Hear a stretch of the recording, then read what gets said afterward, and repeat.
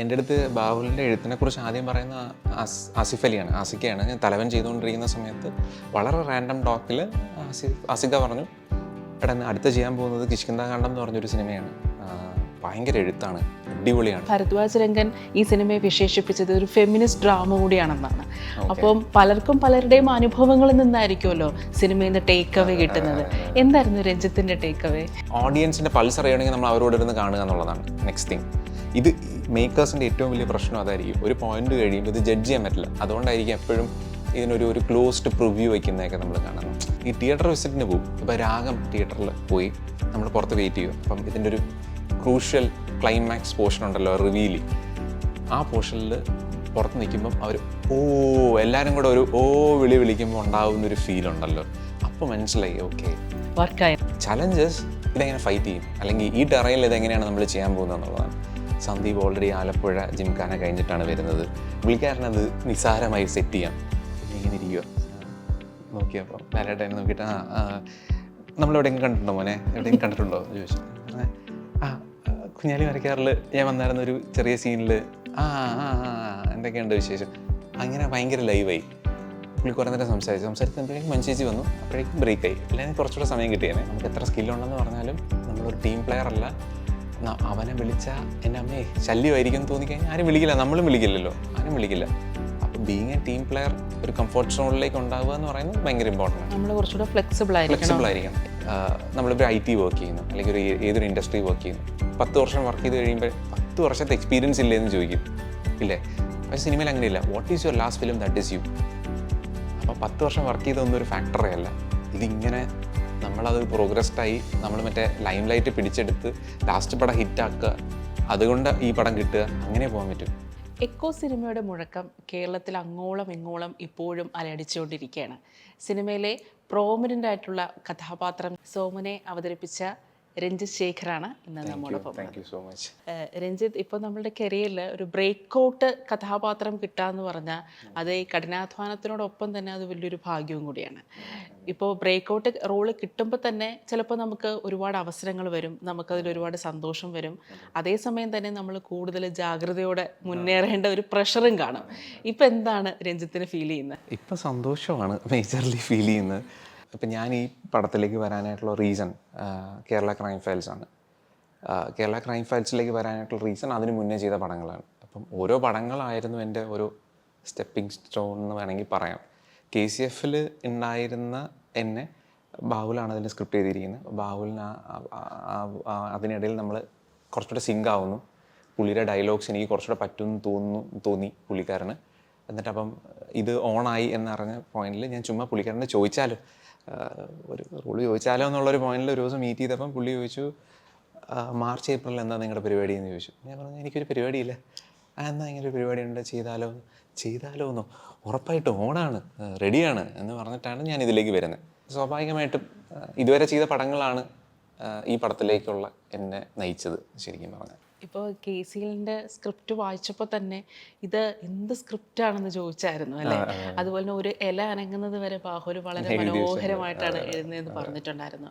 അപ്പോൾ ഈ എക്കോയുടെ സ്ക്രിപ്റ്റ് വായിച്ചപ്പോൾ, ബൗണ്ടഡ് സ്ക്രിപ്റ്റ് വായിച്ചപ്പോൾ ബാഹുലിൻ്റെ എഴുത്തിനെ കുറിച്ച്, ബാഹുലിൻ്റെ ഒരു ക്രിയേറ്റിവിറ്റിയെ കുറിച്ച് മാത്രമല്ല ഈ സോമൻ എന്നുള്ളൊരു കഥാപാത്രത്തെക്കുറിച്ച് എന്താണ് പേഴ്സണലി ഫീൽ ചെയ്തത്? എൻ്റെ അടുത്ത് ബാഹുലിൻ്റെ എഴുത്തിനെക്കുറിച്ച് ആദ്യം പറയുന്ന ആസിഫ് അലിയാണ്, ആസിക്കയാണ്. ഞാൻ തലവൻ ചെയ്തുകൊണ്ടിരിക്കുന്ന സമയത്ത് വളരെ റാൻഡം ടോക്കിൽ ആസിക പറഞ്ഞു, എടാ അടുത്ത് ചെയ്യാൻ പോകുന്നത് കിഷ്കിന്ധാകാന്ഡം എന്ന് പറഞ്ഞൊരു സിനിമയാണ്, ഭയങ്കര എഴുത്താണ്, അടിപൊളിയാണ് എന്ന് പറഞ്ഞു. അപ്പോൾ ഞാൻ ഇങ്ങനെ വെറുതെ ഇരുന്നത്, ഭയങ്കര എഴുത്തും, അതെന്ത് എഴുത്താണ്, നമ്മൾ ചുമ്മാ തോന്നുമല്ലോ, അതെന്ത് എഴുത്താണ്. ഓക്കെ, അത് കഴിഞ്ഞ് കേരള ക്രൈം ഫയൽസ് ഓണാവുന്നു. ഞാൻ അപ്പോഴാണ് ബാഹുലിനെ ആദ്യമായിട്ട് കാണുന്നത്. അപ്പം കിഷ്കിന്ധാകാന്ഡം ഇറങ്ങിയിട്ടില്ല. KCF തുടങ്ങുന്ന സമയത്ത് കിഷ്കിന്ധാകാന്ഡം ഇറങ്ങിയിട്ടില്ല.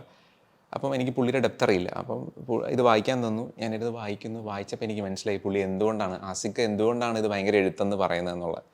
വിഷ്വലിലാണ് എഴുതുന്നത്. ഓരോ സീനും വിഷ്വലായിട്ട് നമ്മൾ കാണുന്ന രീതിയിൽ തന്നെയാണ് എഴുതുന്നത്.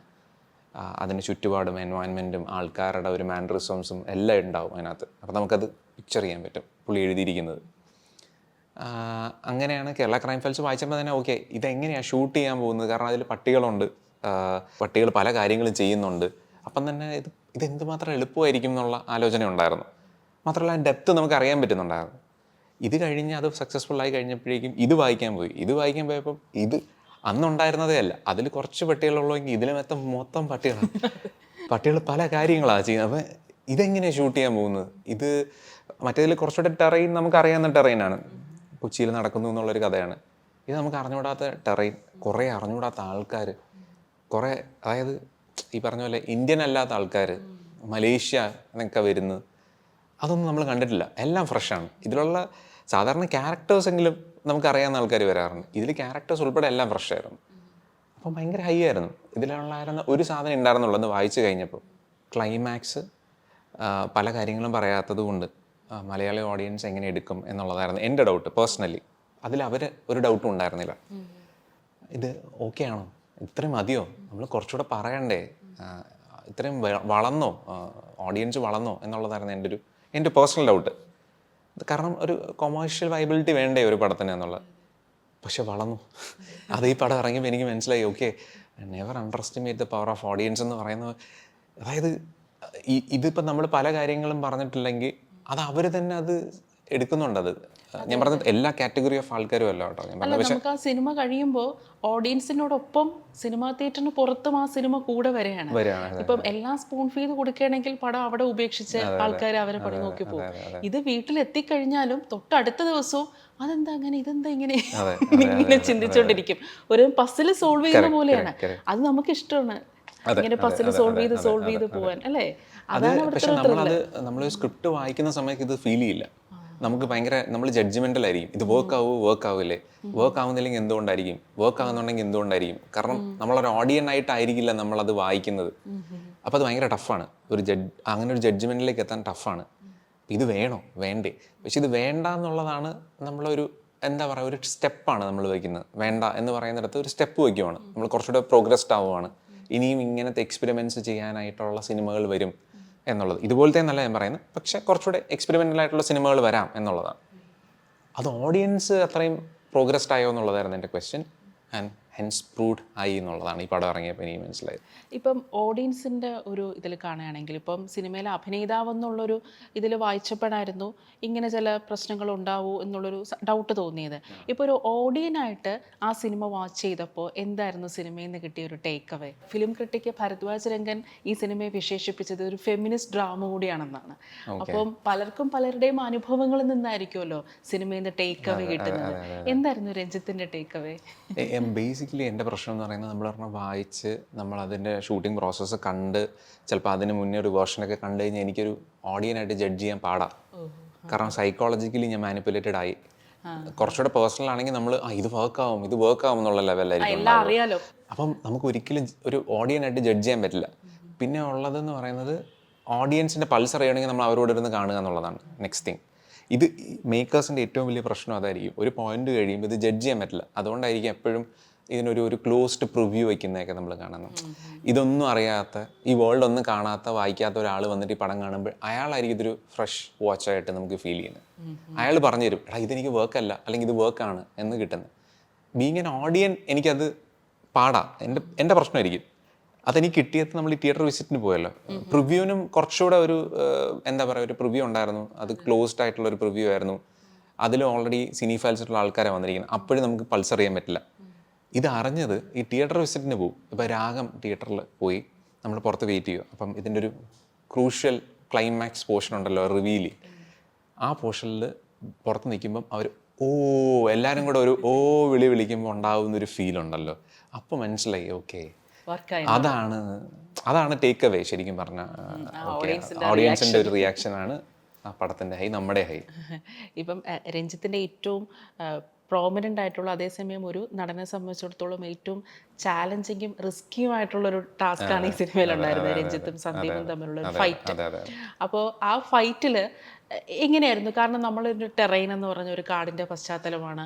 പ്രകൃതി ചിലപ്പോഴൊക്കെ നമുക്ക് അനുകൂലമായിട്ട് വരില്ല. ഒരുപാട് പ്രശ്നങ്ങൾ നമ്മൾ ഫേസ് ചെയ്തുകൊണ്ടിരിക്കും. അപ്പോൾ ആ ഒരു ഫൈറ്റ് സീൻ ഷൂട്ട് ചെയ്തപ്പോൾ Ranjith as an actor, as an individual, as A human being എന്തൊക്കെയായിരുന്നു നേരിടേണ്ടി വന്നത്? ഈ പടം വായിച്ചു കഴിഞ്ഞപ്പോഴും ഇതിനകത്ത് ബീങ് ആൻ ആക്ടർ ആവുക എന്ന് പറഞ്ഞാൽ അതിനാണല്ലോ നമ്മൾ വിളിച്ചിരിക്കുന്നത്. അപ്പോൾ അതിൻ്റെ ചലഞ്ച് നമ്മൾ കാണരുത്. അതിൽ 100-110 നിൽക്കുക എന്നുള്ളതാണ്. ചലഞ്ചസ് ഇതെങ്ങനെ ഫൈറ്റ് ചെയ്യും, അല്ലെങ്കിൽ ഈ ടെറയിൽ ഇതെങ്ങനെയാണ് നമ്മൾ ചെയ്യാൻ പോകുന്നത് എന്നുള്ളതാണ്. സന്ദീപ് ഓൾറെഡി ആലപ്പുഴ ജിംഖാന കഴിഞ്ഞിട്ടാണ് വരുന്നത്. പുള്ളിക്കാരനത് നിസ്സാരമായി സെറ്റ് ചെയ്യാം. അപ്പോൾ നമ്മൾ പുള്ളിക്കാരനൊരു പ്രശ്നമാവരുത്, അല്ലെങ്കിൽ ഫുൾ സെറ്റിൻ്റെ ഒരു പ്രശ്നമാവരുത്. അതുകൊണ്ട് ഞാനൊരു 5 days 6 days APNs എന്ന് പറഞ്ഞ കൊച്ചിയിലൊരു ഒരു ഗ്രൂപ്പ്, ഒരു ആക്ഷൻ കൊറിയോഗ്രാഫി ടീമുണ്ട്. അവർ തന്നെയാണ് നമ്മുടെ ഫൈറ്റ് കോർഡിനേറ്റ് ചെയ്തിരിക്കുന്നത്. അപ്പം അവരെ പോയി 5-6 ദിവസം ഞാൻ എന്താ പറയുക, യോധയിൽ ജഗതി കറങ്ങത്തില്ലേ, അതേപോലെ എന്നെ ഇട്ട് ഉരുട്ടിയായിരുന്നു. ബേസിക്കലി ഇത്രേ ഉള്ളൂ. അജിലിറ്റി കുറച്ച് ഇൻക്രീസ് ചെയ്യുക, എൻഡ്യൂറൻസ് ഇൻക്രീസ് ചെയ്യാം, സോ ദാറ്റ് ഈ ടെറയിൽ നമ്മൾ ഫൈറ്റ് ചെയ്യുന്ന സമയത്ത് അവർക്കൊരു ബുദ്ധിമുട്ടുണ്ടാവില്ല പ്രൊഡക്ഷന്. അല്ലെ, നമ്മൾ ഈ ഒരു ടെറയിൽ ഫൈറ്റ് ചെയ്യുമ്പോൾ എന്തെങ്കിലും നമ്മൾ ഫിസിക്കലായിട്ട് എന്തെങ്കിലും പ്രശ്നങ്ങൾ നേരിട്ടിട്ടുണ്ടായിരുന്നു? ഉറപ്പായിട്ടും. അതായത് വെറുതെ നിന്നാൽ തന്നെ അട്ട വന്ന് കഴിക്കും. അങ്ങനത്തെ ഒരു പ്ലെയിൻ സർഫസ് നമുക്ക് ചവിട്ടാനായിട്ട് അങ്ങനെ ഇല്ല. മഴ നനഞ്ഞിട്ട് ഈ പായൽ പിടിച്ച് കിടക്കുമായിരിക്കും. അപ്പം നന്നായി ഓടിയാൽ വീഴും. പക്ഷെ നന്നായി ഓടുന്നതായിട്ട് ഫീൽ ചെയ്യാൻ വേണം. അത് ഞാൻ പറഞ്ഞത് എത്രത്തോളം കിട്ടുമെന്ന് എനിക്കറിയില്ല. പക്ഷെ നമ്മളിങ്ങനെ തപ്പി ഓടിക്കഴിഞ്ഞാൽ അത് സ്ക്രീനിൽ കാണാൻ പറ്റും, അവൻ എന്തോ തപ്പിയാണ് ഓടുന്നത് എന്നുള്ളത്. അപ്പോൾ അതല്ലാതെ ഓടാൻ വേണം, ഫൈറ്റ് ചെയ്യാൻ വേണം. കുറച്ചുകൂടെ റോ ആയിട്ടുള്ള ഫൈറ്റാണ് നമ്മുടെ എന്ന് പറയുന്നത്. അത്ര കൊറിയോഗ്രാഫ്ഡ് ആയിട്ടുള്ള കുറച്ചുകൂടെ ക്ലോസ് കോമ്പാക്ട് ഫൈറ്റ്സ് ആയിരുന്നു നമ്മുടെ ഉണ്ടായിരുന്നത്. പിടിച്ച് വലിച്ചിട്ട് നാടൻ തല്ല് പോലെ. അപ്പോൾ അത് ഇമ്പാക്ട്ഫുള്ളും ആവണം. അതിനുവേണ്ടിയാണ് ഞാൻ പ്രാക്ടീസിന് പോയത്. അവിടെ ഡെഫിനറ്റ്ലി നമുക്ക് പരിക്ക് പറ്റിയായിരുന്നു, കുറേ പരിക്കുണ്ടായിരുന്നു. പക്ഷെ അതൊക്കെ ഓക്കെ, അത് പാർട്ട് ഓഫ് ദ ഗെയിമാണ്. ബീങ് ആൻ ആക്ടർ ഇങ്ങനത്തെ ഒരു പരിപാടി വരുമ്പോൾ ഇത് ചെയ്തേ പറ്റും. അതിനെക്കാട്ടി റിസ്കി സീനായിരുന്നു നമ്മളൊരു മല ഇറങ്ങുന്ന ഒരു സീനുണ്ട്. അപ്പോൾ മല ഇറങ്ങുന്ന സമയത്ത് ഇതിൻ്റെ ശരിക്കും ഈ ഹൈക്ക് ചെയ്യാൻ പോകുന്ന ആൾക്കാരാണ് നമ്മുടെ വന്ന് ചെയ്യിപ്പിച്ച്, നമ്മുടെ കല്ല് വന്ന് വീഴുന്ന സാധനം വരുന്നത്. അപ്പോൾ അവർ പറഞ്ഞു, സാർ ഇത് എങ്ങനെയാണ് ഇത് ചെയ്യേണ്ടതെന്ന് വെച്ച് കഴിഞ്ഞാൽ നമ്മൾ മേളിൽ നിന്ന് 2 റോപ്പ് ഉണ്ട്, ഒരെണ്ണം കെട്ടിയിട്ടുണ്ടാവും. റോപ്പ് ചെയ്തിട്ട് നമ്മൾ പ്രഷർ ബാക്കിലോട്ട് കൊടുത്തിട്ട് നമ്മളിങ്ങനെ ഇറങ്ങൂല്ലേ, ഇങ്ങനെ ചവിട്ടി ഇറങ്ങുന്നത് നമ്മൾ കണ്ടിട്ടുണ്ടോ മനസ്സിലാവും. സ്റ്റീപ്പായിട്ടുള്ള ഏരിയയിൽ അങ്ങനെയാണ് ചെയ്യേണ്ടത്. അപ്പോൾ ബാക്കിലെ വെയിറ്റ് ഉണ്ടാവും. അപ്പോൾ ഞാൻ മേളിൽ നിൽക്കുന്നത്, ഓക്കെ ഫൈൻ. പക്ഷേ ഇറങ്ങാൻ നേരത്ത് ഒരു കല്ല് ഇങ്ങനെ നിൽപ്പുണ്ട്, ഞാൻ ആ കല്ല് ഇറങ്ങണ്ടേ. അപ്പോൾ ഇവർ വെയിറ്റ് താഴോട്ട് കൊടുക്കുമ്പം എനിക്ക് താഴോട്ടാണ് ഈ റോപ്പ് പോകുന്നത്, എനിക്ക് ഇങ്ങനെ കിട്ടില്ല. അപ്പം ഞാൻ ഇങ്ങനെ ഇറങ്ങാൻ പറ്റില്ലല്ലോ. അപ്പോൾ ഷോട്ടും പറഞ്ഞു. ഞാൻ പിന്നെ ഒരു 2 കൽപ്പിച്ച് ചാടിയപ്പോഴേക്കും ഇത് പിടിച്ചിട്ടുണ്ട്. പക്ഷെ ചാടി താഴോട്ട് വന്ന് വീണത് കല്ലൊന്ന് അടിച്ചായിരുന്നു. അപ്പം കല്ല് ഭയങ്കര ശബ്ദമാണ്. ഇതെന്താ മേലിൽ നിന്നൊക്കെ ആൾക്കാർ ഇതെന്താ സംഭവം, വേദന ഉണ്ടായിരുന്നു, മുറിഞ്ഞു ഒക്കെ ചെയ്തായിരുന്നു. പക്ഷെ അത് ഓക്കെയാണ്. അല്ല, പിന്നെ അത് റീടേക്ക് അതായത് ഈ ടേക്ക് ഇപ്പം കിട്ടിയാൽ ഓക്കെ ആണെന്ന് എനിക്ക് മനസ്സിലായി. കാരണം അല്ലെങ്കിൽ ഞാൻ ഈ മരുന്നൊക്കെ ഇത് മൊത്തം, അതായത് ഭയങ്കര വലിയ മുറിവായിരുന്നു, ഇങ്ങനെ ചെറുതായിട്ടൊന്ന് സ്പ്ലിറ്റായി. പൊട്ടലും അങ്ങനെയൊന്നും ഉണ്ടായിരുന്നില്ല, അത് നമുക്ക് മനസ്സിലായി. പക്ഷെ എന്നാൽ ആ ടേക്ക് കഴിഞ്ഞിട്ട് എന്താ നോക്കാം എന്നുള്ള പെർസ്പെക്റ്റീവ് ആയിരുന്നു. അപ്പോൾ അത് ഭയങ്കര എക്സ്പീരിയൻസ് ആയിരുന്നു. പക്ഷെ അത് ഓക്കെ ആണെന്നാണ് ഞാൻ പറയുന്നത്. ബീങ് ആൻ ആക്ടർ റിസ്ക് എടുക്കണം എന്നുള്ളതല്ല പറയുന്നത്, നമ്മൾ സേഫ് ആയിരിക്കണം. ചില സിറ്റുവേഷൻസ് ഇങ്ങനെ വരാം, നമ്മൾ മുറിയാം, വേദന എടുക്കുക, അതെല്ലാ ആക്ടേഴ്സിനും ഉണ്ടാവാറുണ്ട്. ഞാൻ മാത്രമല്ല, ഏതൊരു ആക്ടറാണെങ്കിലും ഇതുണ്ടാവും. ഇപ്പോൾ സന്ദീപും രഞ്ജിത്തും തമ്മിലുള്ള ഒരു ഡയലോഗ് ഉണ്ടല്ലോ, അതിനകത്ത് സന്ദീപിന്റെ മോണോലോഗാണ്. അപ്പോൾ ഞാൻ അറിഞ്ഞത് ഒറ്റ ടേക്കിലാണ് സന്ദീപ് അത് എടുത്തു എന്നുള്ളത്. കാരണം ഒറ്റ ടേക്കില് എടുക്കണം, കാരണം ലൈറ്റ് പോകുന്നു, കുറെ പ്രശ്നങ്ങളോട് പ്രശ്നങ്ങൾ. അല്ല, അത് ആക്ച്വലി ആ ഫൈറ്റില്ലേ, നമ്മുടെ സന്ദീപുമായിട്ടുള്ള ഫൈറ്റ്, ആ ഡയലോഗ്, സന്ദീപിൻ്റെ ഡയലോഗ്, എൻ്റെ ആ സീൻ, എനിക്ക് പരിക്ക് പറ്റുന്ന എൻ്റെ സീൻ പരിപാടി പുള്ളി പറഞ്ഞിട്ട് പോകുന്നതല്ല, ഒരു ദിവസം ഷൂട്ട് ചെയ്തിരിക്കുന്നത്. 1 day ഷൂട്ടാണ്, ഫൈറ്റ് ഇൻക്ലൂഡിങ് ദ ഡയലോഗ്.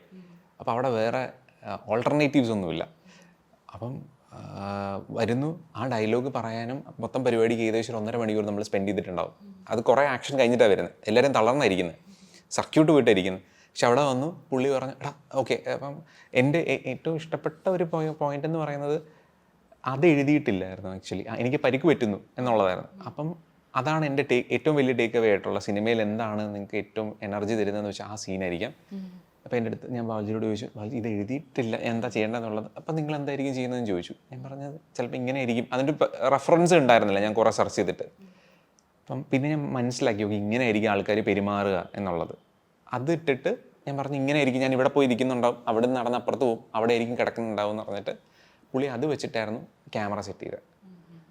അത് എനിക്കൊരു ഭയങ്കര മൊമെൻ്റ് ആയിരുന്നു. കാരണം ബീങ് ആൻ ആക്ടർ, നമ്മുടെ ഒരു കോൺട്രിബ്യൂഷൻ ഉണ്ടാവുക, അത് അവർ അക്സെപ്റ്റ് ചെയ്യുക എന്ന് പറയുന്നത് ഭയങ്കര വലിയ കാര്യമായിരുന്നു. ഇപ്പം സന്ദീപ് ആ മോണലോഗ് പറഞ്ഞു കഴിഞ്ഞിട്ട് ഒറ്റ ടേക്കിൽ അത് ഓക്കെ ആയപ്പോൾ എന്തായിരുന്നു? കാരണം സന്ദീപിൻ്റെ ഒരു ഇമോഷൻ എങ്ങനെയായിരുന്നു?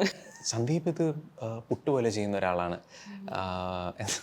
സന്ദീപ് ഒരു ഭീകര ആക്ടറാണ്. ഞാൻ പറയുന്നത്, ഞാനത് എക്കോ എന്ന് പറഞ്ഞൊരു പടം കൊണ്ട് മാത്രം പറയുന്നില്ല, പുള്ളി ചെയ്തു വെച്ചിട്ടുള്ള പടങ്ങളാണെങ്കിലും. ഇപ്പം എനിക്ക് ഏറ്റവും ഇഷ്ടപ്പെട്ട സീൻ ഞാൻ കുറേ സ്ഥലത്ത് പറഞ്ഞാൽ, ബീങ് ആൻ ആക്ടർ ഇത് വായിക്കുന്ന സമയത്ത് എനിക്ക് പരിക്ക് പറ്റുമ്പോൾ പുള്ളിയുടെ റിയാക്ഷൻ എന്താണെന്നുള്ളതായിരുന്നു. പുള്ളി അവിടെ എന്താ ചെയ്യാൻ പോകുന്നത് എന്നുള്ളതായിരുന്നു എൻ്റെ ഏറ്റവും വലിയ ഒരു ക്വസ്റ്റ്യൻ. എന്തായിരിക്കും ബീങ് ആൻ ആക്ടർ, പുള്ളി എന്തെങ്കിലും ഇന്നോവേറ്റീവായിട്ട് ചെയ്യുമെന്നറിയാം. ഇപ്പം അത് നോക്കിയാൽ മനസ്സിലാവും, ഒരു തുപ്പലിങ്ങനെ തെറിക്കുന്നുണ്ടാവും. പുള്ളിക്കൊരു വേറൊരു ഫീലാണ് പുള്ളി അത് കൊടുത്തിരിക്കുന്നത്. അത് ഭയങ്കര ഫ്രഷാണ്, നമ്മൾ മുന്നേ കണ്ടിട്ടില്ല. അപ്പം ഞാൻ എന്താ വിട്ടുപോയി ഇത് കണ്ടിട്ട്. ഈ ഷോട്ട്, ഞാൻ ആ ഷോട്ടിന് ബാക്കിൽ നിൽക്കുവാണ്, പറഞ്ഞു വണ്ടർഫുൾ ഷോട്ട്. അതൊക്കെ വൺ ടേക്കാണ്, സിംഗിൾ ടേക്കാണ് പുള്ളി ഓക്കെ ആക്കുന്നത്. അതല്ല, സ്ക്രിപ്റ്റിനെ സംബന്ധിച്ചിടത്തോളം സോമന് പരിക്ക് പറ്റിയിരിക്കുന്നു, വലിയൊരു പരിക്കാണ് പറ്റിയത്.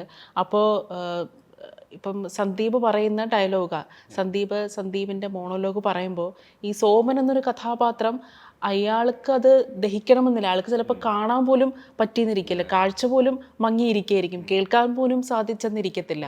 അപ്പോൾ നമ്മൾ സ്ക്രിപ്റ്റിൽ പലപ്പോഴും നമുക്ക് ഈ സ്ക്രിപ്റ്റിൽ എഴുതി വെച്ചിരിക്കുന്നതിനേക്കാൾ മുകളിലായിട്ട് നമ്മളൊരു കാര്യം ചെയ്യുമ്പോഴാണല്ലോ, ഒരു ഷോട്ട് എടുക്കുമ്പോഴാണല്ലോ ഇപ്പം സംവിധായകൻ കൂടുതൽ എക്സൈറ്റഡ് ആവുന്നത്, ക്യാമറമാനും സംവിധായകനൊക്കെ കൂടുതൽ എക്സൈറ്റഡ് ആവുന്നതും അടുത്ത ഷോട്ട് വെക്കാൻ അവർക്ക് കൂടുതൽ ഒരു എക്സൈറ്റ്മെന്റ് കൊടുക്കുന്നത് ഈ ആക്ടറിന്റെ പെർഫോമൻസ് ആണ്.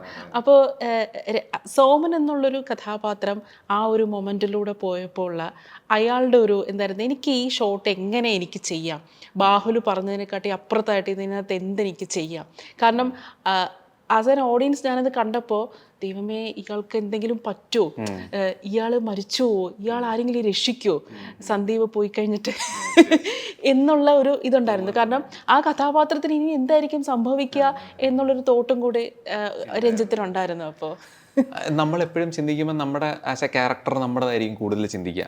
ഇപ്പോൾ സോമൻ എന്ന് പറഞ്ഞ ക്യാരക്ടർ എങ്ങനെയായിരിക്കും പോവുക. അപ്പം ഇതിൻ്റെ ഷെയ്ഡ് നോക്കുമ്പോൾ തന്നെ പുള്ളി കുറച്ച് റഫായിട്ടായിരിക്കും ഫീൽ ചെയ്യുന്നത്. ആദ്യം ചെറിയ എവിടെയൊക്കെ ഒരു ഷെയ്ഡ്സ് ഓഫ് ഫണ്ണ് വരും, കുറച്ച് ലൗഡാണ്. കുറച്ചൊരു വിട്ടുകൊടുക്കാത്ത ഒരാളാണ്, കൽപ്പനാണ്. അതെ. എന്നാൽ ഇതൊന്നും അല്ല എന്ന് അവസാനം മനസ്സിലാവുന്നു, കുറച്ച് ദയനീയത തോന്നുന്നു. അപ്പൊ ഇങ്ങനത്തെ ഒരു ഷെയ്ഡുണ്ട്. എനിക്ക് ആകെ കുറച്ച് സീൻസേ ഉള്ളൂ, പക്ഷെ നോക്കുമ്പോൾ ഒരു ഡിഫറെന്റ് ആർക്കുണ്ട് ഇയാൾക്ക്, പലതിലൂടെ പോകുന്നുണ്ട് ഇയാൾ. ശരിക്കും പറഞ്ഞു അത് തന്നെ ഭയങ്കര രസം തോന്നിയായിരുന്നു. ഓക്കെ, അതായത് റഫായിട്ടുള്ള ഒരാൾ തന്നെ സോറി ചേട്ടായി എന്ന് പറയുന്ന ഒരു സാധനമുണ്ട്, നിസ്സഹായനായിട്ടുള്ള പരിപാടിയുണ്ട്, കുപ്പി വെള്ളത്തിന്റെ പരിപാടി പല തിയേറ്ററിലും ചിരിക്കുന്നുണ്ടായിരുന്നു. അതൊന്നും ആലോചിച്ചില്ല, അങ്ങനെ ചിരിക്കുന്നൊന്നും വിചാരിച്ചതല്ല, ചിരിക്കുന്നുണ്ടായിരുന്നു. റെസ്റ്റ്ലെസ്നെസ്, ഒരു എന്താ പറയാ, ഒരു ഹെൽപ്ലെസ് ആയിട്ടുള്ളൊരു മൊമെന്റ്സ് ഉണ്ടായിരുന്നു. അപ്പം എല്ലാം ഉണ്ടെന്ന് മനസ്സിലായി ഇതിനകത്തുള്ള. ഇപ്പം നേരത്തെ പറഞ്ഞില്ലേ, നമുക്ക് ഈ സോമൻ ഇപ്പം നമ്മൾ അതിന് മേളിൽ എന്താണ് ചെയ്യുന്നതെന്നുള്ള പെർസ്പെക്റ്റീവ് ഉണ്ടായിരുന്നു. അപ്പം ഇതിനകത്തുള്ള സാധനം എന്ന് പറയുന്നത് പുള്ളി എന്നെ ബിലീവ് ചെയ്തു എന്നുള്ളതാണ്. പുള്ളി അതിൽ എഴുതിയിട്ടില്ലല്ലോ എന്തായിരിക്കും ഞാൻ ചെയ്യാൻ പോകുന്നത്, സോമൻ എന്തായിരിക്കും ചെയ്യാൻ പോകുന്നത് എഴുതിയിട്ടുണ്ടായിരുന്നില്ല. അത് തന്നെയാണ് ഞാൻ പറഞ്ഞത് എൻ്റെ ഏറ്റവും വലിയ ടേക്ക് അവേ. അതിന് മേലെ എന്തെങ്കിലും ചെയ്യാൻ പറ്റുമോ എന്ന് എനിക്ക് അറിഞ്ഞൂടാ, അത് ആലോചിച്ചിരുന്നില്ല. അപ്പം എന്താണ് വരുന്നത്, ഗോ വിത്ത് ദ ഫ്ലോ എന്നുള്ള ലെവലിൽ ഇതാണ് ഞാൻ ചെയ്യാൻ പോകുന്നത്, ഇങ്ങനെയൊക്കെ ആയിരിക്കും പോകുന്നത്. അവിടെ സാധനം ഇല്ലല്ലോ, ഒരു പരിപാടി വേണ്ടേ, അതില്ല. അപ്പം ഞാൻ അവിടെ ഇമാജിനറി ഒരു സാധനം ഉണ്ടാക്കിയിട്ട് അങ്ങനെയാണ് ചെയ്തു പോയത്. അപ്പം അത് പുള്ളി ഭയങ്കര ഓക്കെ ആയിരുന്നു, ഭയങ്കര ഹാപ്പിയായി രണ്ടുപേരും. നിജിത്തേട്ടനാണെങ്കിലും ബാഹുലാണെങ്കിലും ഹാപ്പിയായി. ഇനി അതിന് മേളിൽ എന്തെങ്കിലും ചെയ്യാൻ പറ്റുമെന്ന് എനിക്ക് അറിഞ്ഞുകൂടാ. അത് ആ മൊമെന്റിൽ സംഭവിച്ചാണല്ലോ. പിന്നെ ഇപ്പം ഈ സിനിമയിൽ പലപ്പോഴും ടെക്നിക്കലായിട്ടുള്ള ഒരുപാട് ഇഷ്യൂസ് ഫേസ് ചെയ്തിട്ടുണ്ടായിരുന്നു. ഇപ്പം ഒരു തടിക്കൂപ്പിൽ ഒരു ഷോട്ട് ഉണ്ടായിരുന്നല്ലോ, അത് സിംഗിൾ ഷോട്ടായിരുന്നു. പക്ഷെ ആ സിംഗിൾ ഷോട്ട് എടുക്കാൻ പറ്റുമോ എന്നുള്ള കാര്യത്തിൽ ബാഹുലിന് ഭയങ്കര ഡൗട്ട് ഉണ്ടായിരുന്നു. ബാഹുൽ തന്നെയാണല്ലോ എൻ്റെ ക്യാമറ, അതിനകത്ത് അവർ ഒരുപാട് കാര്യങ്ങൾ സെറ്റ് ചെയ്ത് വെച്ചിട്ടാണ് ആ സിംഗിൾ ഷോട്ട് എടുത്തത്. അപ്പം സ്വാഭാവികമായിട്ടും ഇപ്പോൾ ഈ ടെക്നിക്കലായിട്ടുള്ള സംഗതികൾ സെറ്റ് ചെയ്യാൻ ഒരുപാട് സമയം അവർക്കുണ്ട്. പക്ഷെ ഒരു ആക്ടറിനെ സംബന്ധിച്ചിടത്തോളം അത്രയും സമയമില്ല. ആക്ടറിന് ഒറ്റ ടേക്കിലെടുത്താൽ അത്രയും നല്ലത്, പ്രത്യേകിച്ച് ടെറൈനും കൂടെ ആവുമ്പോൾ ഒട്ടും സമയം കിട്ടത്തില്ല. അപ്പൊ ഇത്തരം സിംഗിൾ ഷോട്ടിലൊക്കെ ഒരു പെർഫോം ചെയ്യാന്നുള്ളത് അതെങ്ങനെയായിരുന്നു? ബേസിക്കലി നമ്മുടെ ഒരു പ്രസൻസ് ഓഫ് മൈൻഡ് ആയിരിക്കും എന്ന് എനിക്ക് തോന്നുന്നു അവരെ കൂടെ നിൽക്കും. ഇപ്പം ആ സിംഗിൾ ഷോട്ട് കാര്യം പറഞ്ഞു, ജിബ് ഷോട്ടാണ്. എന്നെ നോക്കി അവിടെ നിന്ന് ഇങ്ങനെ തുടങ്ങി, അപ്പം ഇതിങ്ങനെ വന്ന് ട്രാക്ക് ചെയ്ത് വന്നിട്ട് നേരെ പിയൂസിന്റെ മുഖത്തേക്ക് ക്ലോസപ്പ് വരുവാണ് ചെയ്യുന്നത്. അപ്പം അത് എന്നെയാണ് ട്രാക്ക് ചെയ്യുന്നത്, ഞാൻ വരുന്ന ആ സ്പീഡിലാണ് ഇത് വരുന്നത്. അപ്പം ഇത് രണ്ടും എന്താ പറയുക, ഒരു കൊളാബറേഷൻ ആണല്ലോ. ഈ ജിബ് ഓപ്പറേറ്ററും ബാഹുലും ഞാനും കൂടെ ഉള്ളൊരു കൊളാബറേഷൻ ആണ് ശരിക്കും. കാരണം എനിക്ക് മാത്രം മൊമെന്റ്സ് ഉള്ളൂ മൂവ് ചെയ്യുന്നുള്ളൂ. അപ്പോൾ എനിക്ക് ഓർമ്മയുണ്ട് ഇതിങ്ങനെ വരുന്ന സമയത്ത് 2-3 കുറേ പ്രാവശ്യം ചെയ്തപ്പോഴൊക്കെ ചിലപ്പോൾ ജിബ് നേരെ പോകും, അല്ലെങ്കിൽ ഞാൻ നേരത്തെ വരും. അത് വേറെ കൊണ്ടല്ല, അത് ആ ഒരു ടൈമിംഗ് ആണ്, ഇതിന് ഫിക്സ് ചെയ്യാൻ പറ്റത്തില്ല. ബേസിക്കലി ഞാൻ എൻ്റെ ട്രാക്കിൽ കറക്റ്റ് സ്പീഡിൽ വന്നാലും ചിലപ്പോൾ ജിബ് കറക്റ്റ് സമയത്ത് വരണമെന്നില്ല. അപ്പോൾ പിന്നെ നമ്മൾ ചെയ്യാൻ പറ്റുന്ന വെച്ചാൽ നമ്മളെ ഒരു പ്രസൻസ് ഓഫ് മൈൻഡ് ഇടുക. അപ്പം എനിക്ക് മനസ്സിലായി, നമുക്ക് കാണാമല്ലോ ജിബ് ഇങ്ങനെ പോകുന്നത്. അപ്പോൾ ഞാൻ എന്ത് ചെയ്യുന്നു വെച്ച് കഴിഞ്ഞാൽ, ഞാൻ തിരിച്ചിറങ്ങിയിട്ട് ഞാനൊന്ന് തുടച്ചായിരുന്നു കൈ. അപ്പോൾ തുടച്ചപ്പം ഞാൻ അവിടെ സ്ലോ ആയല്ലോ. അപ്പോൾ എനിക്ക് ജിബ് എൻ്റെ അടുത്ത് എത്തി എന്നുള്ള സാധനം ഞാൻ തുടക്കിച്ചത് നേരത്തെ പറഞ്ഞിട്ടുണ്ടായിരുന്നില്ല. തുടച്ചപ്പം ജിബ് എൻ്റെ സെയിം പൊസിഷനിലെത്തി, പിന്നെ ഞാൻ പോയി. അപ്പം ഇതപ്പം ഇട്ടതാ ജിബ് എൻ്റെ കൂടെ വരാൻ വേണ്ടി. അപ്പൊ നമ്മളതായിട്ടുള്ള എന്തെങ്കിലും സാധനങ്ങൾ ഇടുക എന്നുള്ളതാണ്. അത് വർക്ക് ആവുമെന്ന് വിചാരിച്ചിട്ടല്ല, ഞാൻ വിചാരിച്ചു ഓക്കെ ഇത് ഒരു ഐഡിയ കിട്ടി, ഓക്കെ ജിബ് ഇവിടെ എത്തിയിട്ടില്ല, അപ്പം നമ്മൾ ഒന്ന് തുടച്ചു, അപ്പോൾ ഒന്ന് ഡിലേ കിട്ടി, എന്നിട്ട് ഞാൻ നേരെ പോയിരുന്നു. അപ്പോൾ അത് ഓക്കെ. അത് ഒരു എന്താ പറയുക, എല്ലാവരുടെയും ഒരു ടീം വർക്ക് ആണല്ലോ. ജിബ് ഓപ്പറേറ്ററിന്റെ ഭയങ്കര മാസ്മരികമായ പ്രവർത്തനം എൻ്റെ ബാക്കിലുണ്ട് ശരിക്കും. ഒരുപാട് ഷോർട്ട് ഫിലിംസ് ചെയ്തിട്ടുണ്ട്, അത് കഴിഞ്ഞിട്ടാണ് സിനിമയിലേക്ക് എത്തിയത്. അപ്പോൾ നമ്മൾ ഈ ഒരുപാട് ഷോർട്ട് ഫിലിംസ് ചെയ്യുമ്പോൾ നമുക്ക്, കാരണം ഷോർട്ട് ഫിലിംസിൽ കുറച്ചുകൂടെ ഒരു സ്വാതന്ത്ര്യം കിട്ടുമല്ലോ. അപ്പോൾ അഭിനയത്തിൽ എങ്ങനെ അഭിനയിക്കരുതെന്നാണ് ഈ ഷോർട്ട് ഫിലിംസിന്റെ എക്സ്പീരിയൻസിലൂടെ മനസ്സിലായത്? അത് തന്നെയാണ്, എങ്ങനെ അഭിനയിക്കരുത് എന്നുള്ളതാണ് ഞാൻ പഠിച്ചത്. അല്ല, ഞാൻ വെച്ചത് അഭിനയിച്ചുകൊണ്ടിരിക്കുമ്പം എന്തൊക്കെയാണ് നോസ് എന്നുള്ളത്, ഒരു ആക്ടറെ സംബന്ധിച്ചിടത്തോളം നോസ് എന്തൊക്കെയാണെന്നുള്ളതാണ്. ബേസിക്കലി അഭിനയം എന്ന് പറഞ്ഞൊരു തിയറി ഇല്ലല്ലോ, ഡെഫിനറ്റ്ലി പ്രാക്ടീസ് ആണ്. അപ്പം നമ്മൾ 365 ദിവസവും അഭിനയിക്കാൻ പറ്റിക്കഴിഞ്ഞാൽ അത്രയും നല്ലതാണ്. അപ്പം ഇതിൻ്റെ ഒരു ഫാക്ടർ എന്ന് പറയുന്നത്, നമ്മൾ ഈ ഷോർട്ട് ഫിലിംസ് ചെയ്യുന്ന സമയത്ത് നേരത്തെ പറഞ്ഞ പോലെ എങ്ങനെ അഭിനയിക്കരുതെന്ന് മനസ്സിലായി. കാരണം നമ്മൾ വിചാരിക്കും നമ്മളൊരു അത്യുഗ്രം പെർഫോമൻസ് ആണ് ഷോർട്ട് ഫിലിമിൽ കാഴ്ചവെച്ചിരിക്കുന്നത്, ഇത് പുറത്തോട്ട് ഇറങ്ങുമ്പോഴേ മനസ്സിലാവുന്നത് ഇത്രയും വൃത്തിയായിട്ടൊരു പെർഫോമൻസ് എന്നുള്ള പലരും ജഡ്ജ് ചെയ്യും, മോശമാണ്. അപ്പം അതിൽ തളർന്നു പോകാതെ അടുത്ത ഷോർട്ട് ഫിലിമിലേക്ക് ഇത് മേക്കപ്പ് ചെയ്ത് അഭിനയിക്കാൻ നോക്കും, നമ്മൾ ട്രൈ ചെയ്യും. അതുപോലെ തന്നെ സിനിമയും പിന്നെ കുറേ ഷോർട്ട് ഫിലിംസ് ചെയ്തിട്ടുണ്ട്, കുറേ പേരുടെ ഷോർട്ട് ഫിലിംസ് ചെയ്തിട്ടുണ്ട്. അതിൽ നിന്ന് തന്നെയാണ് എനിക്ക് സിനിമയിലേക്കുള്ള ഒരു എന്താ പറയുക, ഒരു പ്രോഗ്രഷൻ കിട്ടുന്നത്. ബെറ്റർ ആവുകയും ഒരു മെച്ചുവേർഡ് ആക്ടർ ആവാനായിട്ടുള്ള ആവാൻ ഒരു കാരണം ഷോർട്ട് ഫിലിംസ് തന്നെയായിരുന്നു. ഇപ്പോൾ സോഫ്റ്റ്വെയർ എഞ്ചിനീയർ ആയിരുന്നു. അപ്പം നമ്മളെ രാജ്യത്തിൽ തന്നെ പാരൻസിൻ്റെയൊക്കെ ഡ്രീം ജോബാണ് മക്കൾ സോഫ്റ്റ്വെയർ എഞ്ചിനീയർ ആവുക എന്നുള്ളത്. അപ്പം നമ്മൾ സിനിമാ ഫീൽഡ് നോക്കുകയാണെങ്കിൽ മിക്കവരും ടെക്നീഷ്യന്മാരൊക്കെ എഞ്ചിനീയറിംഗ് ഫീൽഡിൽ നിന്ന് വന്നവരാണ്.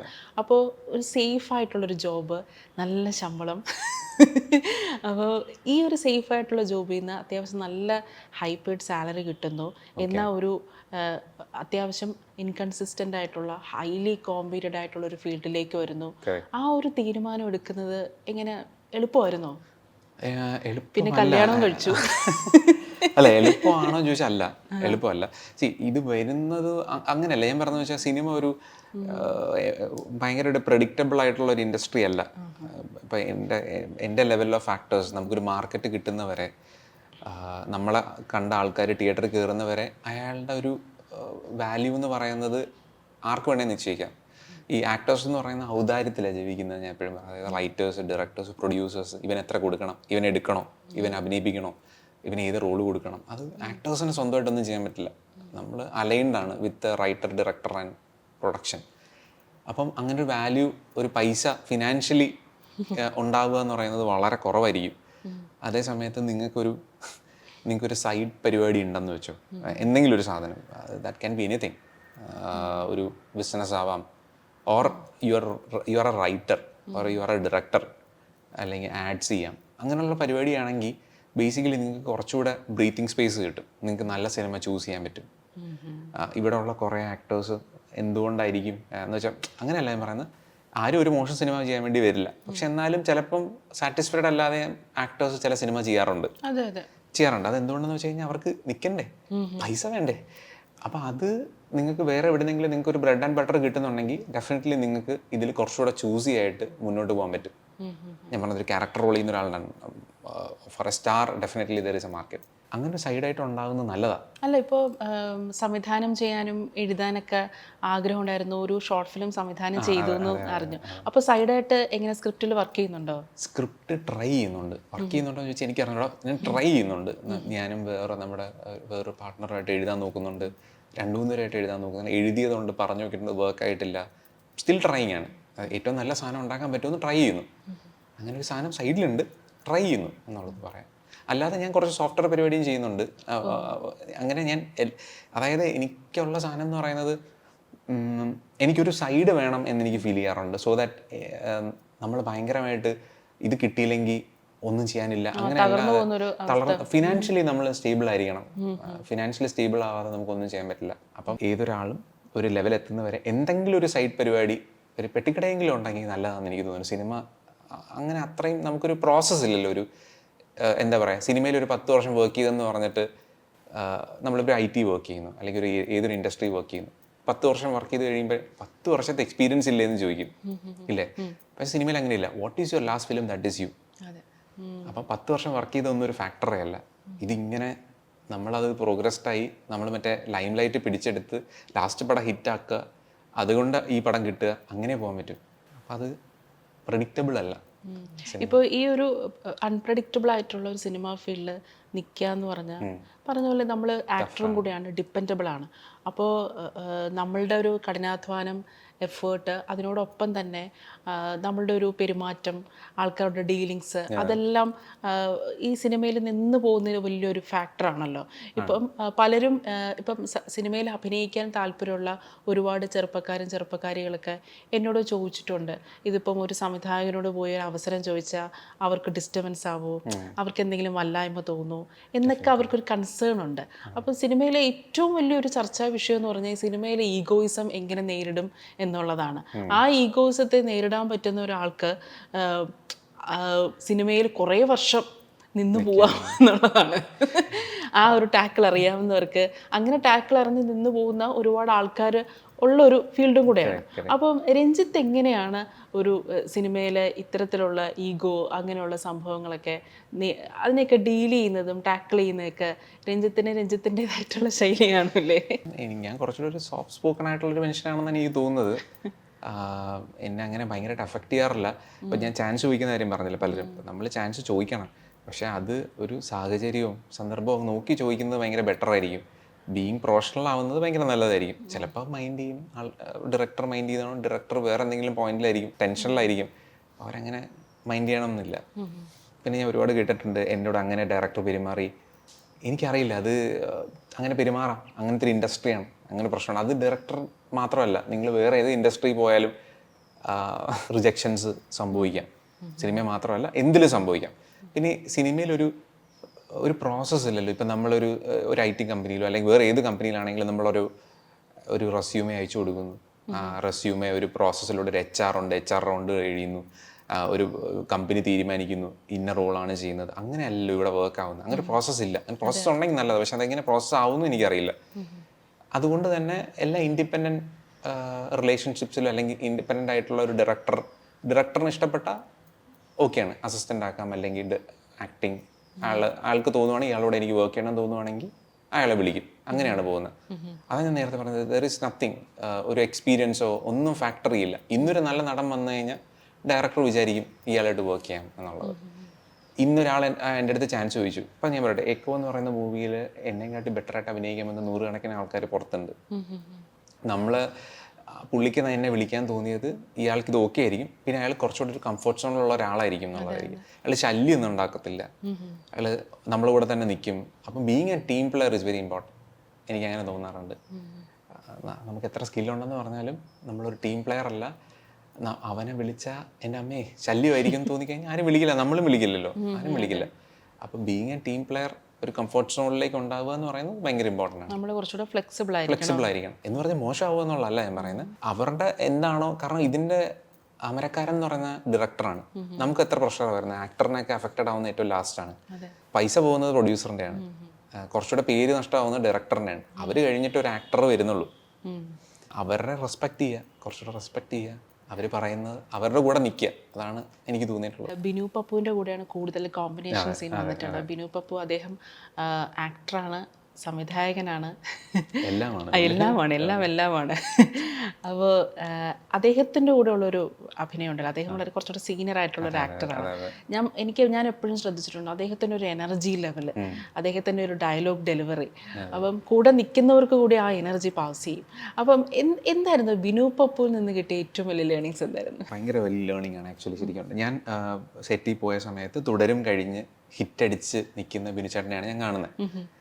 അപ്പം പുള്ളി അത് കഴിഞ്ഞ് ജോയിൻ ചെയ്ത പടമാണ് ഇക്കോ. അപ്പം നമ്മൾ ഒരു ഭയങ്കര ജൂനിയർ ആയിട്ടുള്ള ഒരാൾ എങ്ങനെയായിരിക്കും ഒരു സീനിയർ ആയിട്ടുള്ള ഒരാൾ നമ്മളെ കൺസിഡർ ചെയ്യുന്നത് എന്നുള്ള ഒരു ഡൗട്ടൊക്കെ നമ്മളെ മനസ്സിലുണ്ടാവും. എന്നാലും നമ്മൾ വർക്ക് ചെയ്യുക എന്നുള്ളതാണ്. പക്ഷെ പുള്ളി നമ്മളെ ഭയങ്കര കംഫർട്ടബിൾ ആക്കും.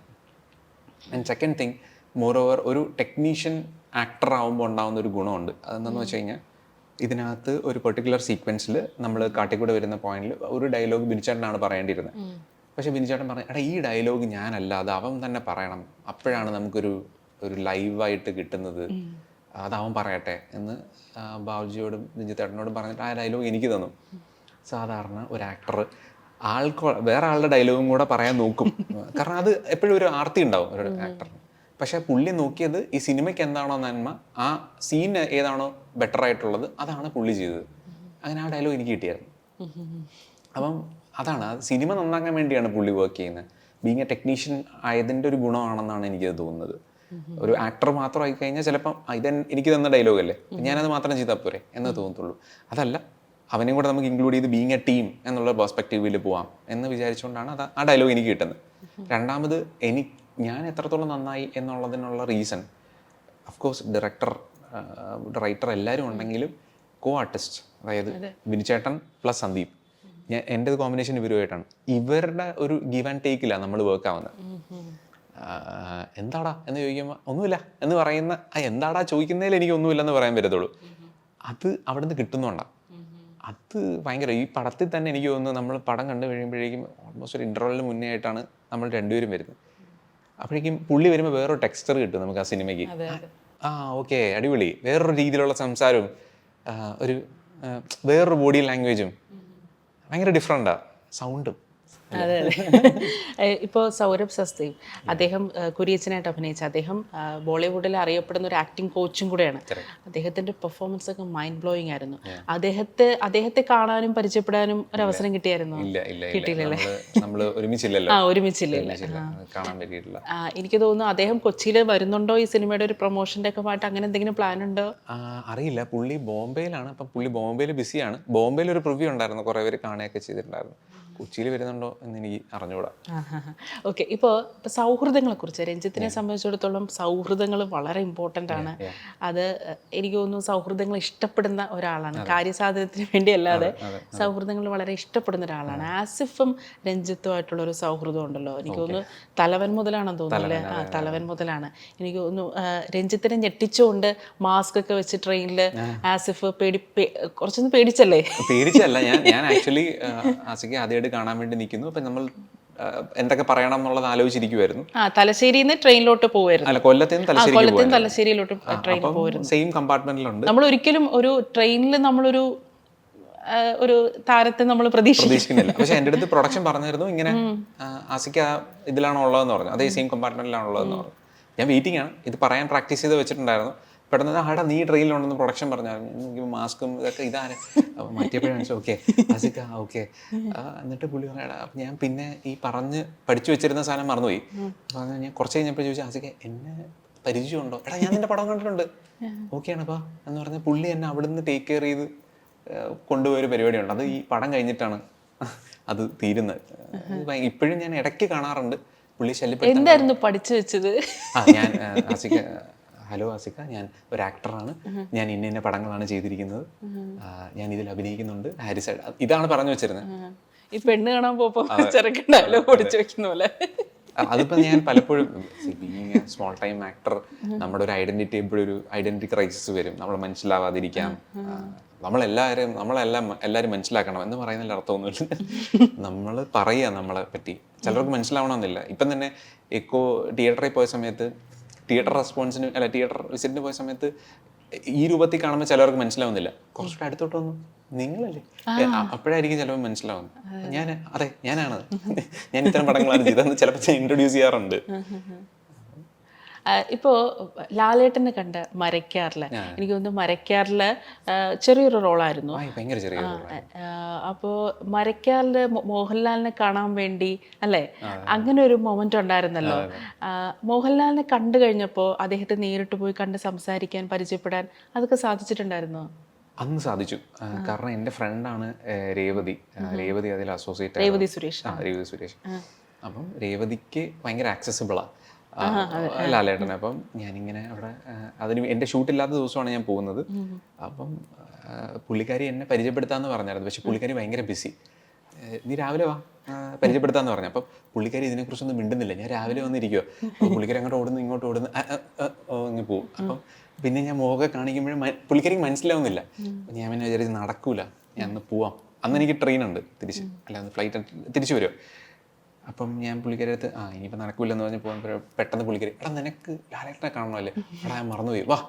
അപ്പം ലാലങ്കിൾ എന്ന് പറഞ്ഞപ്പോഴേക്കും പെട്ടെന്ന് എന്താ എന്ന് പറഞ്ഞ് അവിടെ നിന്ന് ശബ്ദം കേൾക്കുന്നു. ടെൻറ്റിനകത്തിരിക്കുന്നത്. അപ്പം എടാ വാ വാ എന്ന് പറഞ്ഞിട്ട് അകത്തോട്ട് കയറുന്നു. അപ്പോഴാണ് ലാലേട്ടനെ കാണുന്നത്. ഞാൻ ഭയങ്കര ലാലേട്ടൻ ഫാൻ ആയതുകൊണ്ടും ആദ്യമായിട്ട് കാണുന്നതുകൊണ്ടും ഞാൻ ഭയങ്കര ഇമോഷണലായിരുന്നു. പുള്ളി എന്താ മോനെ കണ്ണീന്ന് വെള്ളം വന്നായിരുന്നു എന്ന് വെച്ചാൽ അത് കൊച്ചിലെ മുതൽ എന്നെ അറിയാവുന്നവർക്കറിയാം ഞാൻ അത്രയും വലിയ ലാലേട്ടൻ ഫാനായിരുന്നു. ഇപ്പോഴാണ് അപ്പം പുള്ളി എന്താ മോനെ എന്തൊക്കെയുണ്ട്, ഏതാ പടം അഭിനയിച്ചത് ചോദിച്ചു. ഞാൻ ഒരു ഫോട്ടോ എടുത്തിട്ടുണ്ട്. പിന്നെ എന്താ എന്ന് പറഞ്ഞിട്ട് ഫോട്ടോ എടുത്തു. അത് കഴിഞ്ഞ് ഞാനൊരു ആഡിൽ അഭിനയിച്ചു. ജിസ്മോൻ ചേട്ടൻ അങ്ങനെ ഒരു ഭാഗ്യം തന്നായിരുന്നു. ഒരു ആഡിൽ മൈജിയിൽ ലാലേട്ടന് മഞ്ചേച്ചി നിന്നെടുക്ക്. അപ്പം മഞ്ചേച്ചി കുറച്ച് വൈകിയാണ് വന്ന എന്തോ ഡ്രസ്സിൻ്റെ എന്തോ പ്രശ്നം കാരണം വൈകി വന്നപ്പോഴേക്കും ലാലേട്ടൻ സൈഡിലുണ്ട്. അപ്പം ഞാൻ ഇങ്ങനെ ഇരിക്കുക നോക്കിയപ്പോൾ ലാലേട്ടൻ നോക്കിയിട്ട് നമ്മളെവിടെയെങ്കിലും കണ്ടിട്ടുണ്ടോ മോനെ, എവിടെയെങ്കിലും കണ്ടിട്ടുണ്ടോ എന്ന് ചോദിച്ചു. ഞാൻ പറഞ്ഞ കുഞ്ഞാലി മരക്കാറിൽ ഞാൻ വന്നായിരുന്ന ഒരു ചെറിയ സീനിൽ എന്തൊക്കെയുണ്ട് വിശേഷം. അങ്ങനെ ഭയങ്കര ലൈവായി. പുള്ളി കുറേ നേരം സംസാരിച്ചപ്പോഴേക്കും മഞ്ചേച്ചി വന്നു. അപ്പോഴേക്കും ബ്രേക്കായി. അല്ലെങ്കിൽ കുറച്ചുകൂടെ സമയം കിട്ടിയേനെ. ഇപ്പോൾ രഞ്ജിത്ത് എനിക്ക് തോന്നുന്നു വൈറലായത് രജിഷയുടെ ഒപ്പമുള്ള ആ സീനിലാണല്ലേ, ഫ്രീഡം ഫൈറ്റിൽ. അന്ന് രജിഷയെ ഇന്റർവ്യൂ ചെയ്തപ്പോഴൊക്കെ അതിനെക്കുറിച്ച് ഞാൻ ചോദിച്ചായിരുന്നു. ഞാൻ തീരെ പ്രതീക്ഷിച്ചില്ല അങ്ങനെ ഒരു കട്ട് വരുമെന്ന്. ഇത്രയും ഭയങ്കര ഡയലോഗ്, ഭയങ്കര കത്തിക്കേറി, അതെ പുരുഷാധിപത്യത്തിന്റെ അങ്ങേ അറ്റത്തെത്തി വേറിട്ട് നിർത്തപ്പോൾ ഉള്ള രജിഷയുടെ ആ ഒരു റെസ്പോൺസ് ഉണ്ടല്ലോ. എന്നെ അങ്ങനെ കുറെ നാള് വിളിച്ചോണ്ടിരുന്ന വൈഫ് ആ വീഡിയോ കണ്ടിട്ടെന്താ വൈഫ് ഭയങ്കര ട്വിസ്റ്റ് ആണല്ലോ ബേസിക്കലി. ആരും പ്രതീക്ഷിക്കുന്നില്ല അങ്ങനെ ഒരു വിളി വരും എന്നുള്ള. എല്ലാരെയും പോലെ വൈഫ് അത്ഭുതപ്പെട്ടിരുന്നു. ഇതായാലും ഞാൻ ഭയങ്കരമായിട്ട് ഷോക്കായിട്ടോ അങ്ങനെ ഒരു സംഭവം. അത് ചെയ്ത ആളുടെ ക്രിയേറ്റിവിറ്റിയെ സംബന്ധിച്ചു. അതാണ് ദേവിക +2 ബയോളജി എടുത്ത അഖില് തന്നെയാണ് അതെടുത്തിരിക്കുന്നത്. അർച്ചന തെഡു നോട്ട് ഔട്ട്, ഫ്രീഡം ഫൈറ്റ് എല്ലാം പുള്ളി തന്നെ. അതെ അതെ അതെ. ഏതായാലും എക്കോ ഭയങ്കര ഒരു ബ്രേക്ക് ഔട്ട് റോള് തന്നിരിക്കുന്നു. ഇനി കൂടുതൽ സിനിമകളിൽ രഞ്ജിത്തിന് ഇതേപോലുള്ള പൈവറ്റലായിട്ടുള്ള ഒരുപാട് കഥാപാത്രങ്ങൾ കിട്ടട്ടെ. ഇതേപോലെ തന്നെ പറഞ്ഞല്ലോ ടേക്ക് അവയെ കുറിച്ച് പറഞ്ഞല്ലോ. അത് എനിക്ക് തോന്നുന്നു പലർക്കും പല രീതിയിലുള്ള ടേക്ക് അവേ ആയിരിക്കും. രഞ്ജിത്തിന് കിട്ടിയ ടേക്ക് അവേ വളരെ മനോഹരമായ ഒരു സംഭവമായിരുന്നു. ഇപ്പം സിനിമയിൽ ഇതുപോലെ തന്നെ എൻജിനീയറിംഗ് പ്രൊഫഷൻ, അതുപോലെ വളരെ സേഫായിട്ട് ഒരു ജോബിന് നിൽക്കുന്ന ഒരുപാട് ആൾക്കാർക്ക് സിനിമയിൽ വരാൻ താല്പര്യമുണ്ട്. പക്ഷെ അവർക്ക് ഇതേപോലെ റിസ്ക് എലമെൻ്റ് ആണ് അവരെ ഭയപ്പെടുത്തുന്നത്. ഒന്നുമില്ലാത്ത അവസ്ഥ വരുമോ? കാരണം സിനിമയെ സംബന്ധിച്ചിടത്തോളം ഇന്ന് ചിലപ്പോൾ ഒരു പ്രൊഡക്ഷൻ ബോയ് നാളത്തെ വലിയ സൂപ്പർ സ്റ്റാർ ആയിരിക്കും. നാളത്തെ സൂപ്പർ സ്റ്റാർ ചിലപ്പം ഒന്നുമല്ലാതെ തിരശ്ശീലേക്ക് മറഞ്ഞു പോകുന്ന അതാണ് സിനിമ എന്ന് പറയുന്നത്. അതാണ് സിനിമയുടെ മാജിക്.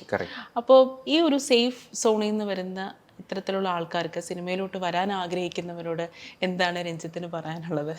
ഞാനിങ്ങനെ പറയാറൊക്കെ ആയോന്ന് എനിക്കറിയില്ല. പക്ഷേ എനിക്ക് തോന്നുന്നത് ഹാർഡ് വർക്ക് ആയിരിക്കും. ഹാർഡ് വർക്കും വേണം. ഞാൻ നേരത്തെ പറഞ്ഞൊരു സാധനമില്ല, ഒരു കംഫർട്ട് ലെവൽ നമ്മളായിട്ട് ഉണ്ടാക്കുക എന്നുള്ള സാധനം, ബി കംഫർട്ടബിൾ ടു അതേഴ്സ് എന്നുള്ള സാധനം. അതായത് നേരത്തെ പറഞ്ഞ പോലെ നമുക്കൊരു 90% സ്കില്ലുണ്ട്, പക്ഷെ നമ്മൾ വേറൊരാൾട്ടൊരു ടീം പ്ലെയർ അല്ല എന്നുണ്ടെങ്കിൽ നമ്മൾ ബിലോങ് ചെയ്യില്ല അവിടെ.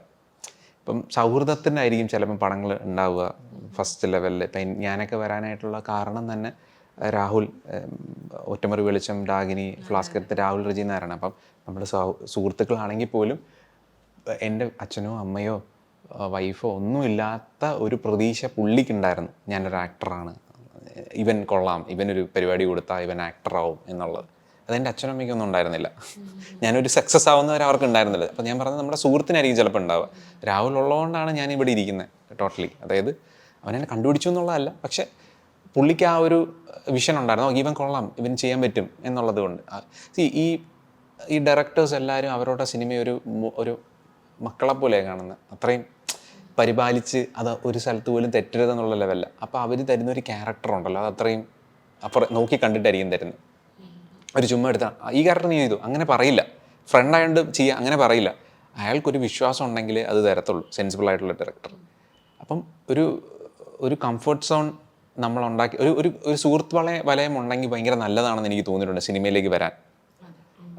സെയിം വേവ് ലെങ്ത് ഉള്ള ക്രിയേറ്റേഴ്സ് ആവാം, റൈറ്റേഴ്സ്, ഡയറക്ടേഴ്സ്, ആക്ടേഴ്സ് എല്ലാവരും കൂടെ ഉണ്ടെങ്കിൽ അങ്ങനെ തന്നെയാണ് ഇവിടെ എല്ലാ സിനിമയും ഉണ്ടായിട്ടുള്ളത് ജനറേഷൻസായിട്ട്. രണ്ടാമത് ബി കംഫർട്ടബിൾ ടു അതേഴ്സ്. അതായത് അവർ വിളിക്കുമ്പം ഇവൻ ഒരു പ്രശ്നക്കാരനാണെന്ന് തോന്നരുത്. നമ്മൾ മനസ്സിലാക്കുക നമ്മളെവിടെയാണ് നിൽക്കേണ്ടത്, നമ്മളെന്താ പറയേണ്ടത് എന്നുള്ളത്. പിന്നെ ഹാർഡ് വർക്ക് മാനിഫെസ്റ്റ് ചെയ്യുക. നമ്മളെ തന്നെ നമ്മൾ 2 വർഷത്തിൽ 3 വർഷത്തിൽ നമ്മളൊരു സാധനം ചെയ്യുന്നുണ്ടാവും, അതിനുവേണ്ടി വർക്ക് ചെയ്യുക. സിനിമ കിട്ടിയില്ലെങ്കിൽ എന്താ, ഷോർട്ട് ഫിലിംസ് ചെയ്യുക. ഇപ്പം ഞാൻ ഇന്ന് നാളെ ഞാനൊരു സ്ട്രഗ്ലിങ് ആക്ടറാണ്, സ്ട്രഗിൾ ചെയ്തുകൊണ്ടിരിക്കുകയാണ്, ഇനിയും സ്ട്രഗ്ലിങ് ആയിരിക്കും. പക്ഷേ ഞാൻ എൻ്റെ സ്കില്ല് എന്തായാലും മൂർച്ച കൂട്ടിക്കൊണ്ടിരിക്കും. ഞാൻ ചിലപ്പോൾ വീട്ടിലെന്നും അഭിനയിക്കുന്നുണ്ടാവും, ഞാൻ തന്നെ എഴുതി അഭിനയിച്ച് നോക്കും, എഡിറ്റോറിയൽ കോളം ഉറക്കെ വായിച്ച് നോക്കുന്നുണ്ടാവും, പല ഇമോഷൻസിൽ പറഞ്ഞു നോക്കുന്നുണ്ടാവും. നമ്മുടെ സ്കില്ല് നമ്മൾ ഷാർപ്പൺ ചെയ്ത് വയ്ക്കുക. ഓക്കെ, എപ്പോഴാണ് ഞാൻ എപ്പോഴും പല ഇൻ്റർവ്യൂ ആംബുലൻസ് ഡ്രൈവറെ പോലെയാണ് നമ്മൾ. മറ്റേ വണ്ടി ഓടാൻ റെഡിയായി നിൽക്കുക, ബോഡി വരുമ്പോൾ എടുത്തുകൊണ്ട് പോവുക, 100-110 ഓടി വയ്ക്കുക എന്നുള്ള സാധനമുണ്ട്. നമ്മൾ റെഡിയായിരിക്കുക, തുടങ്ങാൻ വേണ്ടി വെയിറ്റ് ചെയ്യരുത്. If you want to be an actor, start from today. അത് വീട്ടിലായിരിക്കും, സ്റ്റാർട്ട് ചെയ്തോ. ബാക്കി ഹാർഡ് വർക്ക്, കമ്മിറ്റ്മെൻറ്റ്, മാനിഫെസ്റ്റേഷൻ നിങ്ങളൊരു സ്ഥലത്ത് എത്തിക്കും. ഒരു ടീമും കൂടെ വേണം ഡെഫിനറ്റ്ലി. ഒരാൾക്ക് ഒരു സ്ഥലത്ത് നിന്ന് വെറുതെ ഒന്നും ചെയ്യാൻ പറ്റില്ല. ഇന്ന് കുറച്ചുകൂടെ ഓക്കെയാണ്, കാരണം ഞാനൊക്കെ തുടങ്ങുന്ന സമയത്ത് ഇൻസ്റ്റാഗ്രാം റീൽസ് ഒന്നുമില്ല. ഉണ്ടായിരുന്നെങ്കിൽ കുറച്ചുകൂടെ നമ്മളൊക്കെ യൂട്യൂബല്ല. അപ്പോൾ യൂട്യൂബിൽ നമുക്ക് ഇങ്ങനെ ഒരു വീഡിയോ ഒന്നും ചെയ്തിടാൻ പറ്റില്ലല്ലോ. ഒരു കഥ വേണം, ഷൂട്ട് ചെയ്യണം. ഇന്ന് കുറച്ചുകൂടെ എളുപ്പമാണ്. അപ്പം ഞാൻ പറയുന്നത് ഹാർഡ് വർക്ക് ചെയ്യുക. ഇന്ന് എത്ര ഇൻഫ്ലുവൻസേഴ്സ് ആക്ടേഴ്സായിട്ട് കൺവേർട്ടഡ് ആവുന്നു, ഒക്കെ ഭയങ്കര കാര്യമാണ്. അപ്പം ഹാർഡ് വർക്ക് ചെയ്യുക, തുടങ്ങുക എന്നുള്ളതാണ്. ഗ്രേറ്റ്. ഏതായാലും thank you Ranjith. Thank you so much. നമ്മൾ ആ കോൺവെർസേഷൻ എനിക്ക് ഒരുപാട് കാര്യങ്ങൾ രഞ്ജിത്ത് മനസ്സിലായി സിനിമയെ കുറിച്ച്. Thank you thank you so much. Thank you.